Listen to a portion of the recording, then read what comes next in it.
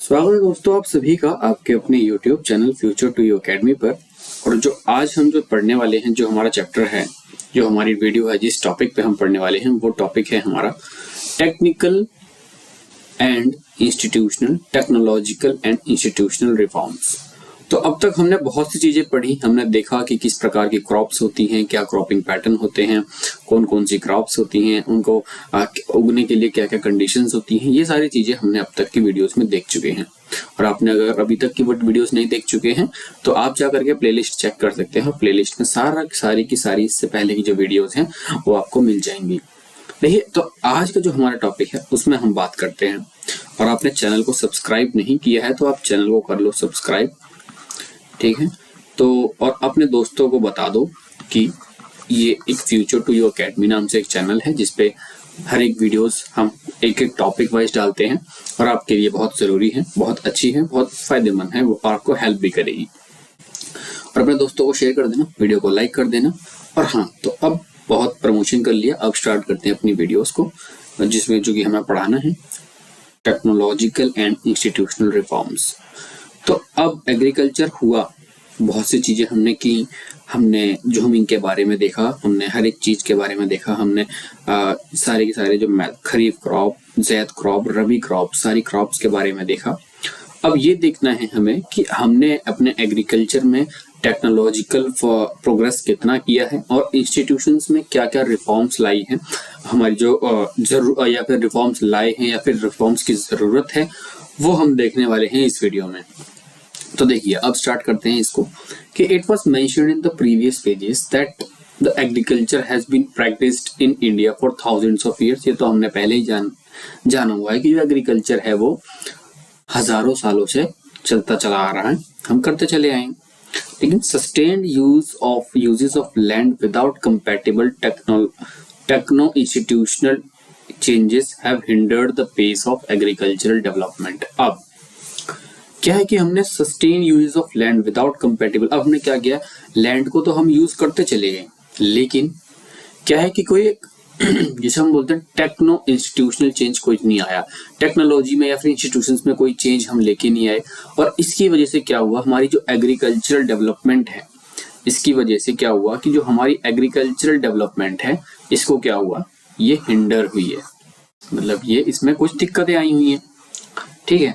अब सोचिए कि अगर मोबाइल, जो हमारा मोबाइल था, सबसे पहले हम क्या, जो सेलफोन था, अगर सेलफोन को ही आज भी हम यूज करते रहते, अगर हम सेलफोन को यूज करते रहते तो क्या आज स्मार्टफोन आते? ओके, तो कहने का मतलब वही है कि अगर हम पुराने मेथड्स पे ही हम टिके रहे हैं, हमने नए मेथड्स पे ज्यादा ध्यान नहीं दिया है और टेक्नोलॉजी में हमारा ज्यादा हम टेक्निकल आगे प्रोग्रेस की नहीं है, तो इस वजह से एग्रीकल्चर की जो डेवलपमेंट है वो हिंडर हुई है। In spite of development of sources of irrigation, most of the farmers in large parts of the country still depend upon the monsoon। भले ही हमारे देश में इरिगेशन के सोर्सेस पे काफी डेवलपमेंट हुआ है, इस पे इरिगेशन के सोर्सेस पे काफी डेवलपमेंट हुआ है, लेकिन फिर भी हमारे एक लार्ज पार्ट ऑफ जो फार्मर्स जो हैं वो किसके ऊपर डिपेंड करते हैं, वो मॉनसून के ऊपर अभी भी डिपेंड करते हैं, नेचुरल फर्टिलिटी के ऊपर अभी भी डिपेंड करते हैं, इन सब चीजों के ऊपर ये डिपेंड करते हैं एग्रीकल्चर करने के लिए, खेती करने के लिए आज भी लोग मॉनसून और नेचुरल फर्टिलिटी पर डिपेंड करते हैं। Sorry, for growing population this poses serious challenges. अब जिस हिसाब से हमारी पॉपुलेशन बढ़ रही है तो इससे क्या, ये बहुत एक सीरियस चैलेंज बन के आ रहा है हमारे सामने। अब agriculture which provide livelihood for more than 60% of population need some serious technical and institutional reforms. अब ऐसा एग्रीकल्चर जिसमें कि अब इतना सारा लाइवलीहुड है, 60% पॉपुलेशन उसी के ऊपर है, तो उसमें क्या इंस्टीट्यूशनल रिफॉर्म्स और टेक्निकल रिफॉर्म्स की तो जरूरत है ही है, ठीक। Thus collectivization, consolidation of holdings, cooperation and abolition of zamindari system for the, अब ये कुछ रिफॉर्म चूंकि किए गए। अब किया गया क्या, इसको हम, ये है हमारा कलेक्टिवाइजेशन किया गया, हमने कंसोलिडेशन ऑफ होल्डिंग किया, कॉपरेशन एंड अबोलिशन ऑफ जमींदारी को भी हमने अबॉलिश किया, कलेक्टिवाइजेशन किया, कंसोलिडेशन ऑफ होल्डिंग्स, ये सारी चीजें हमने की। तो इनकी वजह से क्या हुआ कि what the priority to bring about institutional reforms of the country after independence. अब इंडिपेंडेंस के बाद, जब हमारा देश आजाद हुआ, तो इंडिपेंडेंस के बाद दिमाग में जो सबसे पहली चीज जो थी, अगर अपने देश में एग्रीकल्चर को आगे बढ़ाना है तो ये कुछ चीजें थी जो हमें करनी ही करनी थी। ये दिमाग में लेके सरकारें बैठी हुई थी कि ये काम हमें करना ही करना है। क्या? कलेक्टिवाइजेशन, मतलब कि अब एक ही जगह पर किसी एक इंसान की जो लैंड है वो जो तितर बितर हो रखी है, इधर उधर है, तो उसको एक जगह करिए, ठीक है। और उसके बाद कंसोलिडेट, हमें जो होल्डिंग्स, जिसके पास ज्यादा होल्डिंग है, जो जिसके पास ज्यादा जमीन है, तो उसको डिस्ट्रीब्यूट भी, कंसोलिडेट भी करनी है, कम भी करनी है उसकी। और कॉर्पोरेशन और एबोलिशन ऑफ जमींदारी जो सिस्टम जो चल रहा था हमारा, उस जमींदारी सिस्टम को भी खत्म करना था। ये पहला सबसे ज्यादा दिमाग में जो इम्पोर्टेंट जो चीजें चल रही थी, वर द प्रायोरिटी, ये हमारी प्रायोरिटी थी इंडिपेंडेंस के बाद। तो क्या हुआ? लैंड रिफॉर्म्स किए गए। Land reforms were the main focus of 5 year plan. 5 year plan का जो लैंड रिफॉर्म्स हुए, क्या हुए? लैंड रिफॉर्म्स हुए। लैंड रिफॉर्म्स के बारे में आप और पढ़ेंगे हायर क्लासेस में, इनके बारे में पढ़ेंगे। लैंड रिफॉर्म हुआ मतलब लोग, जिसके पास ज्यादा जमीन है वो जमीन अब उसके पास ज्यादा नहीं रहेगी। अब क्या है, हर एक इंसान को कुछ ना कुछ थोड़ी थोड़ी जमीन बांटनी पड़ेगी। और ये काम जो था फर्स्ट 5 ईयर प्लान में हमने रखा। The right of inheritance and already lead to the fragmentation of land holdings. अब जो राइट ऑफ इनहेरिटेंस है, क्या राइट ऑफ इनहेरिटेंस मतलब क्या है कि बाप की जो जमीन है वो बेटे को आएगी। इसकी वजह से क्या हुआ था, has already led to fragmentation of land holding necessitating consolidation of holding. ठीक है, जब फ्रेगमेंटेशन, इससे क्या हुआ कि जो जमीनें थी लोगों की इधर उधर थी, तो इसको कंसोलिडेट करना था, मतलब एक ही जगह पर करना था इन सबको, ये था। फिर laws of land reforms were enacted but the implementation was lacking और ल्यूकवार्म। अब लैंड रिफॉर्म के जो लॉज थे ना, देखिए लैंड रिफॉर्म्स के जो लॉज थे उन्हें इनेक्ट तो कर दिया, लेकिन इनके इम्प्लीमेंटेशन में दिक्कत रही, इनमें कमियां रही। ठीक है, इनके इम्प्लीमेंटेशन में कमियां रही। लॉ रूल्स तो बन गए, लेकिन रूल्स को जब इम्प्लीमेंट करने की बारी आई वहां पे दिक्कतें आने लग गई। Government of India embarked upon the introducing agriculture reforms to improve the Indian agriculture in 1960। अब गवर्नमेंट ऑफ इंडिया ने भी इस पे काफी ध्यान दिया। 1960 और 1970 की बात करें तो हम इसमें हम देखेंगे कि green revolution based on the use of package technology and white revolution, जो कि हम जिसे बोलते हैं operation flood, were the strategies initiated to improve the lot of Indian agriculture. ये ग्रीन रिवॉल्यूशन को लेके आए, ठीक है, ग्रीन रिवॉल्यूशन आया, और इधर हमने व्हाइट रिवॉल्यूशन की बात करी, व्हाइट रिवॉल्यूशन भी आया। तो इससे क्या है कि ये हमारी कुछ स्ट्रेटजीज थी जिससे कि हम इंडियन एग्रीकल्चर को आगे बढ़ा सकते थे। But this too led to the concentration of, इससे क्या हुआ कि अब इनकी वजह से क्या हुआ कि ये जो लाए तो हम पूरे देश के लिए थे, लेकिन ये क्या है कुछ सेलेक्टेड एरियाज में ही चल पाया। ठीक है, कुछ अगर हम बात करें तो अगर हम 1980 से 1990 की बात करें, comprehensive land development program was initiated. 1980 और 1990 में एक लैंड डेवलपमेंट प्रोग्राम को इनिशिएट किया गया, which included both industrial and the technical reforms, जिसमें कि हम दोनों चीजें हमने इंक्लूड की हुई थी कि इंस्टीट्यूशनल भी करना है हमको रिफॉर्म्स, और टेक्नोलॉजिकल भी हमें रिफॉर्म करने हैं। और प्रोविजंस कुछ थे कि ताकि crop insurance against the drought, अब इसमें कुछ प्रोविजंस ये भी थे कि आपको क्रॉप का इंश्योरेंस भी होगा, अगर सूखा पड़ जाए तो, ड्रॉट, फ्लड, बाढ़ आ जाए, या फिर साइक्लोन या फायर या डिजीज जैसी कोई भी चीज हो जाती है, कोई भी आपदा आ जाती है, तो उसके लिए आपके कुछ प्रोविजंस भी होंगे, क्रॉप का इंश्योरेंस होगा, आपको उसका मुआवजा वगैरह आपको मिलेगा। देन एस्टेब्लिशमेंट ऑफ ग्रामीण बैंक्स, और कुछ और काम किए गए जो कि थे, जैसे कि ग्रामीण बैंक बनाई गई, कोऑपरेटिव सोसाइटीज को एस्टेब्लिश किया गया, banks for providing loan facilities to the farmers at lower rate.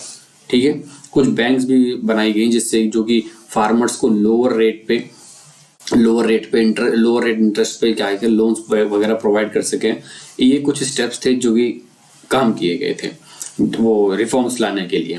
ठीक है, देन उसके बाद अगर हम बात करें तो कुछ इनिशिएटिव्स भी लिए गए सरकार के द्वारा, जैसे कि आपके बात करें हम इसको हम बोलते हैं कि पर्सनल एक्सीडेंटल इंश्योरेंस स्कीम, जिसे हम पैस बोलते हैं, और किसान क्रेडिट कार्ड KCC बोलते हैं।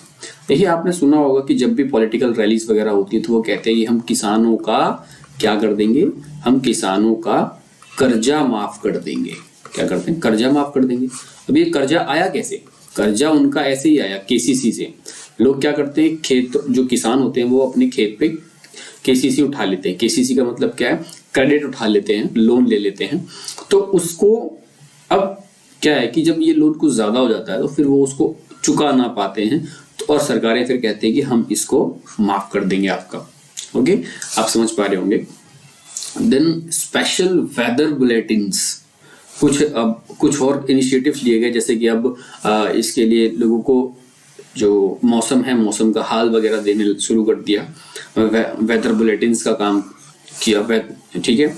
और एग्रीकल्चर प्रोग्राम्स लेके आए, ठीक है। आपने देखा होगा कि दूरदर्शन चैनल पे हमेशा, पहले आप देखा होगा अपने दूरदर्शन पे, तो दूरदर्शन चैनल जो आपका था, तो उस चैनल पे ये कुछ प्रोग्राम्स चलते रहते थे कि वेदर बुलेटिन्स चलती थी, एग्रीकल्चर प्रोग्राम्स चलते थे, ये सारी चीजें चलती थी दूरदर्शन पे। यहाँ रेडियो पर भी चलता, टेलीविजन वर इंट्रोड्यूस, ये सब काम, ये चीजें की गई।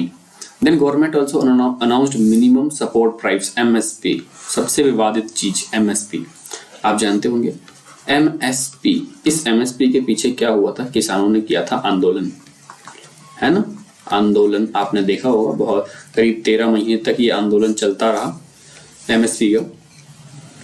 MSP के लिए, और वो जो 3 किसान कानून जो आए थे उनके लिए चलता रहा था। और remunerations and procurement prices for the important crops, कुछ जो इम्पोर्टेंट क्रॉप्स हैं उनके लिए प्रोक्योरमेंट प्राइसेस भी इनिशिएट किए गए सरकार के द्वारा, to check the exploitations of farmers, speculators and middleman, ताकि ये चेक कर सकते थे, इनसे ये चेक करते थे कि government also announced MSPs, remunerative and procurement prices for important crops. Government ने क्या किया, MSP को इंट्रोड्यूस किया, रिम्यूनरेटिव और प्रोक्योरमेंट प्राइसेस को इंट्रोड्यूस किया, ताकि अब जो बीच में जो फार्मर्स के बीच में जो मिडलमैन हैं, स्पेक्युलेटर्स जो हैं, वो फार्मर्स को क्या ना कर सकें, एक्सप्लॉइट ना कर सकें, उनसे ज्यादा ना ले सकें। इसलिए ये सारी चीजें की गई थी, ये सारे जो कुछ चीजें थी ये की गई। देन उसके बाद एक ये कुछ चीजें हैं जो हम अगली वीडियो में पढ़ने वाले हैं, जैसे अब भूदान के बारे में हम पढ़ेंगे, लैंड सीलिंग एक्ट के बारे में पढ़ेंगे हम, ये नेक्स्ट वीडियो में हम देखने वाले हैं। कंट्रीब्यूशन ऑफ एग्रीकल्चर फिर उससे अगली वीडियो में देखेंगे। चलिए, तो देखिए यहाँ तक की चीजें थी हमने जो आपको बताया। इसमें आपने देखा कि इंडिपेंडेंस के बाद हमने हमारे पास 5 ईयर प्लान में लैंड रिफॉर्म सबसे पहले दिमाग में आया, कलेक्टिवाइजेशन हमें करना था, कंसोलिडेशन ऑफ होल्डिंग्स करनी थी, कॉर्पोरेशंस एंड एबोलिशन ऑफ जमींदारी भी करना था हमको, ये सारी चीजें हमारे दिमाग में थी। जो राइट ऑफ इनहेरिटेंस के जो राइट ऑफ इनहेरिटेंस थी, उसकी वजह से क्या लोगों की जो जमीनें थी वो फ्रेगमेंटेड पड़ी हुई थी इधर से उधर, तो उसको क्या कंसोलिडेट करने की भी बात की, ये दिमाग में भी थी बातें। तो अब लैंड रिफॉर्म्स होने के बाद में बहुत सी चीजें हुई, जैसे कि रूल तो बन गए लेकिन उनको इम्प्लीमेंट ढंग से नहीं कर पाया। जैसे कुछ रिवॉल्यूशंस किए गए, जैसे कि ग्रीन रिवॉल्यूशन आया, व्हाइट रिवॉल्यूशन आया, लेकिन इनकी ये दिक्कत रही, ये कुछ एक छोटे से किसी एक क्षेत्र में ही जाकर के ये सिर्फ चल पाए, बाकी पूरे देश में नहीं चल पाए, लाए हम पूरे देश के लिए थे। देन उसके बाद कुछ चीजें जो लेके आई सरकार, जैसे कि कॉम्प्रहेंसिव लैंड डेवलपमेंट प्रोग्राम लेके आई, crop insurance against drought, flood and cyclone, fire and disease, इसके लिए लेके आई। और गवर्नमेंट ने ग्रामीण बैंक्स को इस्टेब्लिश किया गया, कोऑपरेटिव सोसाइटीज को इस्टेब्लिश किया, बैंक्स को इस्टेब्लिश किया गया ताकि लोन प्रोवाइड हो सके। ये सारी चीजें हमने देखी। कुछ इनिशिएटिव लिए गए, जैसे कि पैस हो गया, पर्सनल एक्सीडेंट इंश्योरेंस स्कीम हो गई, किसान क्रेडिट कार्ड हो गया, वेदर बुलेटिन्स और एग्रीकल्चर प्रोग्राम को चलाया गया। देन उसके बाद मिनिमम सपोर्ट प्राइस और रिम्यूनरेटिव प्रोक्योरमेंट प्राइसेस को भी इंपॉर्टेंट क्रॉप्स के लिए लेके आए, जिससे कि जिससे कि क्या हो सके, मिडलमैन और स्पेक्युलेटर्स जो हैं वो फार्मर्स को एक्सप्लॉइट ना कर सकें। तो ये था आज की वीडियो में। आप मुझे जरूर बताएं कि ये वीडियो में आपको कैसा लगा। आप मुझे ये, और आपने अभी तक चैनल को सब्सक्राइब नहीं किया तो आप चैनल को सब्सक्राइब कर लें, और हम अगली वीडियो में अब आपको मिलेंगे। तब तक के लिए धन्यवाद। मिलते हैं नेक्स्ट वीडियो के साथ। टेक केयर, बाय बाय, जय हिंद, जय भारत।